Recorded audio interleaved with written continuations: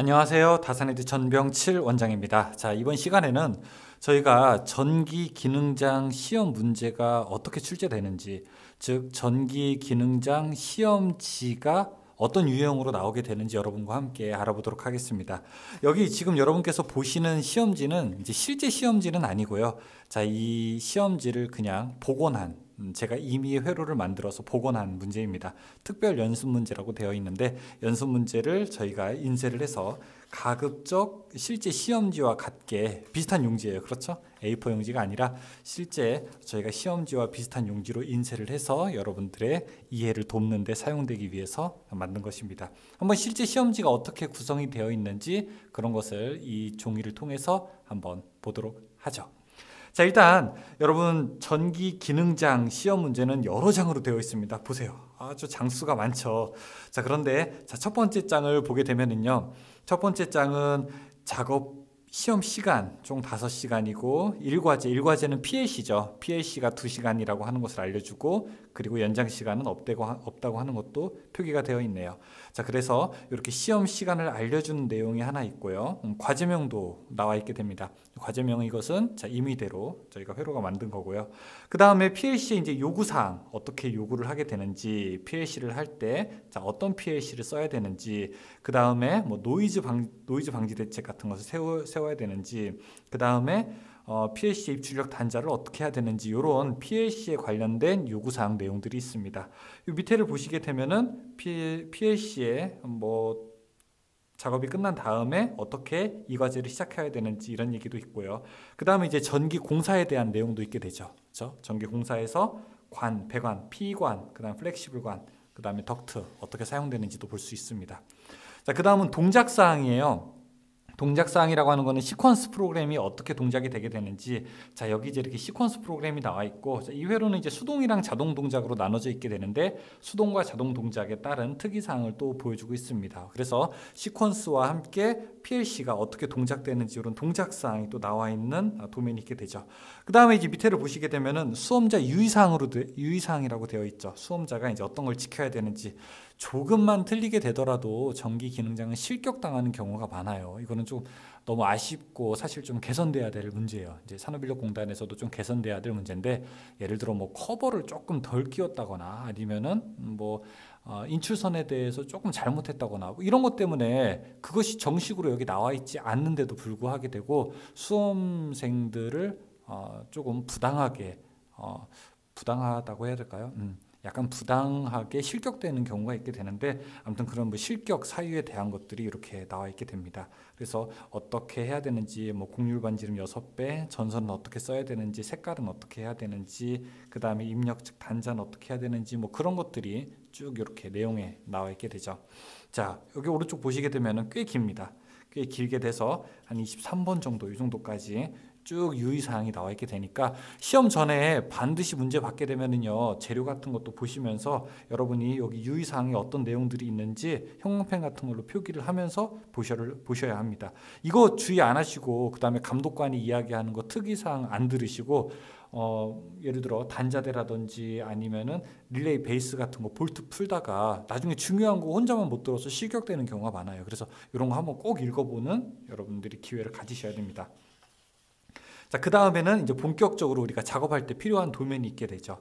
보시면은 첫 번째 이제 PLC 프로그램이 어떻게 구성되게 되는지, 자, 일단 여기 구성도 이제 주차 가능 대수라고 되어 있어서, 자, 저희가 이제 임의로 만든 회로에 어떤 논리대로 되게 되는지, 그 다음에 여기 보시게 되게 되면은 자, 여기서 사용하는 이제 기호가 각각 의미하는 바가 무엇인지 나와 있게 되고요. 그 다음 밑에 보시게 되면은 PLC의 이제 입출력도가 나와 있게 됩니다. 이 왼쪽 부분이 입력도고요. 자, 오른쪽 부분이 출력도입니다. 그래서 입력 부분에 R1, R2, R3, 그 다음에 뭐 셀렉터 스위치 같은 것들, 푸시 버튼이 사용된다. 그 다음에 출력 부분도 뭐 이런 것들이 사용되게 된다.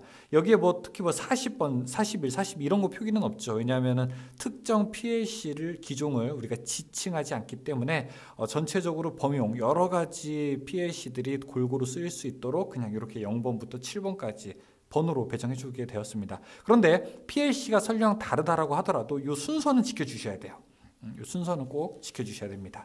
자, 그리고 여기는 PLC 레더도를 작도하라고, 그러니까 연습지로 쓰라고 여러분께 이렇게 드린 겁니다. 그런데 사실 이 연습지를 쓰는 경우는 별로 없죠. 그냥 여러분들 직접 컴퓨터로 프로그램 짠 다음에 컴퓨터에서 시뮬레이션 하거나 아니면 PLC로 다운로드 한 다음에 우리가 시뮬레이션 할 수 있기 때문에 아마 여기를 직접 쓰는 경우는 없는데, 여기는 여러분들이 노트라고 생각을 하시고 중요한 것들 여기 써놓으시면서 작업할 때 꼭 잊지 말아야 될 것들 기록하시는 용도로 사용하면 좋습니다. 자, 그 다음에 이런 걸 우리가 뭐라고 하죠? 그렇죠, 배관도라고 하게 되죠. 그렇죠, 배관도. 자, 이런 거는 뭐 박스 얘기하는 거고, 자, 제어반 얘기하는 거고, 자, 이 안에 한 번 더 배관의 종류가 나와 있게 되고, 이 배관마다 번호가 이렇게 부여가 돼 있게 되죠. 자, 세로와 가로 모두 다 치수가 잘 나와 있게 되고요. 자, 이런 배관도를 보고 난 다음에는 동작이 어떻게 되는지, 회로도도 있고, 자, 그 전에 먼저 제어반의 기구 배치도도 있습니다. 예전에 이제 2017년도까지는 PCB와 3로 스위치가 있었기 때문에 요 윗부분에 PCB 회로에 대한 것들이 나오게 됐는데, 지금 이제 그런 거는 없게 돼요. 제어반의 가로가 500이고, 자, 이렇게 세로가 550인 경우에 여러분 이 20P 단자대가 있고, 자, 그 다음에 각 기구들이 어떻게 배치되어야 되는지 그 치수가 이렇게 나와 있게 됩니다. 보통 이제 끝판에서 가운데 정도까지가 한 5cm 정도 띄우게 되고요. 여기서는 11cm, 13cm, 그 다음에 10cm 이렇게 간격을 서로 띄우게 되겠네요.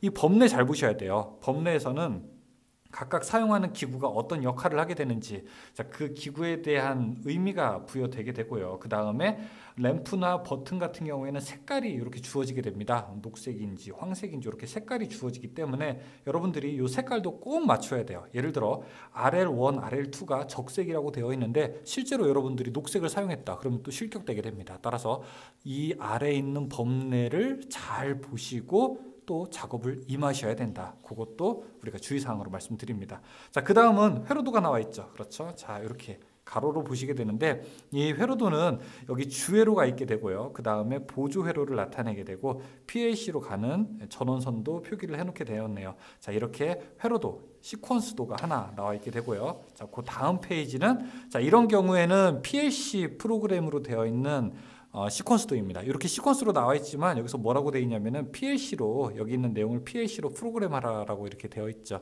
자, 근데 PLC 과제인데 PLC 과제는 이렇게 시퀀스 형태로도 나타낼 수 있고, 타임 차트로도 나타낼 수 있고요. 그 다음 플로우 차트로도 나타낼 수 있고, 그 다음에 텍스트 말로도 나타낼 수 있고요. 여러 가지 형태가 나오게 됩니다. 그래서 여러분들이 PLC 과정을 본격적으로 공부를 하게 되면은 이제 그런 다양한 문제일 때 해결할 수 있는 능력들을 길러야 되는데, 가장 기본이 되는 건 바로 이런 시퀀스 형태죠. 시퀀스 형태를 우리가 PLC로 바꿀 수 있는 능력을 갖춰야 되겠죠. 마지막 페이지 보시게 되면은 내부 결선도입니다. 12핀 MC, 12핀 EOCR, 그 다음에 8핀 릴레이, 8핀 플리커, 그 다음에 셀렉터 스위치인 경우에는 어느 쪽으로 돌렸을 때 온인지, 지금 이 경우에는 1시 방향으로 돌렸을 때 온이 되게끔 이렇게 설정을 해라라고 되어 있게 되는 거죠. 그래서 내부 결선도가 주어지게 되니까 뭐 예를 들어 플로트레스라든지 온도 계정기라든지 좀 특이한 게 나오더라도 그 번호를 다 외워야 되는 건 아닌데 여기에 다 표기가 되니까 이걸 보고 하면 됩니다. 그런데 사실 작업을 하다 보면 우리가 외워지게 돼 있어요. 그렇죠? 작업을 하다 보면은 여기 있는 내용들을 전부 다 그냥 어느 정도 외워지게 되어 있으니까 어쨌든 이런 내부 결선도도 포함이 된다는 것을 볼 수 있습니다. 보통 이제 한 11장 정도 되죠. 다시 한번 볼까요? 첫 번째, 제일 끝에서부터 릴레이 내부 결선도, 그 다음에